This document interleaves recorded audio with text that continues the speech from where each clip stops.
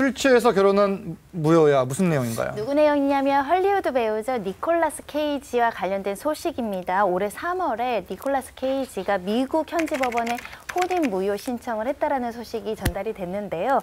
당시 이제 현지 언론 보도에 따르면 네 번째 부인인 일본인 에리카 코이케입니다.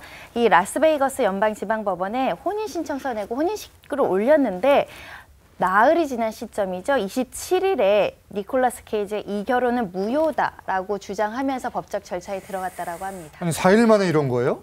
그러니까 이게 좀 이해가 되진 않는데 일단은 결혼을 한 이유가 술김에라는 거예요. 술김에. 예. 술김에 결혼하는 경우가 있나라는 생각이 들긴 합니다만 일단 결혼을 결정하기 전에 둘이 술 엄청나게 많이 마셨대요. 그리고 지금 저기 부인인 에리카 씨가 오히려 이제 니콜라스 케이지가 청혼을 했고 니콜라스 케이지가 만취 상태에서 뭔가 이 결혼의 의미를 인지하지 못한 상태에서 승낙을 한 것이다.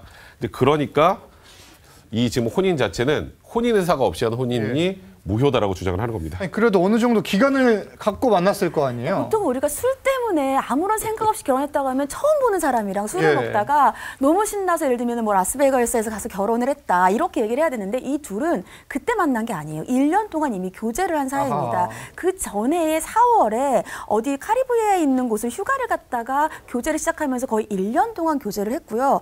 그러고 나서 미국에서 이제 결혼 허가서를 받아서 혼인 신고를 해야 되는데 혼인 신고를 할 때에 술이 만취됐다라는 주장을 하고 있는 겁니다. 아니, 1년을 만났다면은 진지한 결정이었을 가능성도 배제할 수 없지 않나요? 근데 주변 사람들 이야기 들어보면 혼인신고할 당시부터 니콜라스 케이지가 나는 결혼 안 할 거야 뭐 이런 식의 농담을 했다라고 하고요.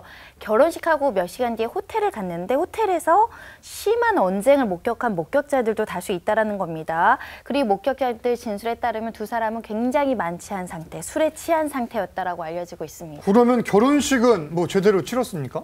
일단요, 그 술에 취해서 기억이 안 나면 이거 내가 잘못 말했구나. 결혼식을 안 해야죠. 그렇죠. 근데 결혼식은 무사히 치렀답니다. 했다, 결혼식을 하긴 했다. 그러니까 그 주례를 받던 목사가 니콜라스 케이지 주장 너무 어이가 없다. 결혼할 때 굉장히 침착하고 진지했고 특히 결혼 서약을 다짐할 때는 둘 다 똑똑히 네라고 대답을 했는데 이 목사님의 얘기는 나는 술에 취해 있거나 약에 취한 사람을 절대로 주례를 서지 않는다. 그러니까 니콜라스 케이지의 주장은 거짓이다라는 입장을 밝힌 상황입니다. 그런 진술이 있었다는 건데 혹시 취해 있었다는 거 말고 다른 이유는 없었나요? 또 다른 이유가 있습니다. 이 케이지의 말에 따르면 이 아내인 에리카가 범죄 이력이 있었다는 것이에요. 그러니까 둘이서 혼인 절차가 진행될 당시에 이 에리카가 음주운전 혐의로 경찰에 연행된 바가 있었는데 케이지의 말에 따르면 내가 아내가 이러한 범죄 전력이 있는 걸 알았으면 절대로 결혼을 하지 않았을 것이다 라고 얘기를 하고 있습니다. 아내 반응은 어땠습니까? 아내는 4일 정도 결혼을 했지만 위자료를 달라 이런 청구를 했는데요. 왜냐하면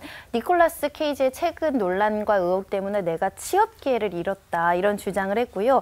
더군다나 소송을 하기 위해서는 또 막대한 변호사 선임 비용이 들어가지 않겠습니까?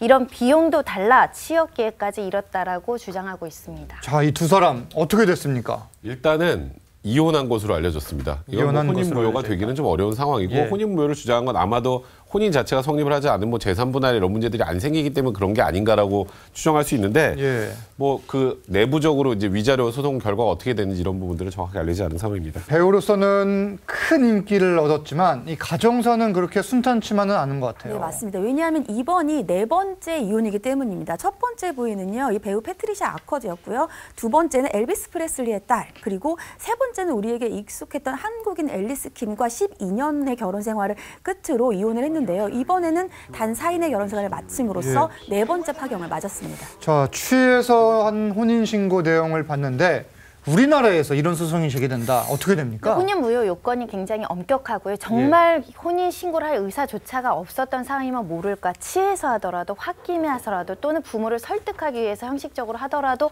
모두 다 혼인 신고는 유효하다고 보거든요. 그래서 술김에 홧김에 절대 하시면 안 되고요. 신중에 신중을 거듭하셔야 됩니다. 알겠습니다.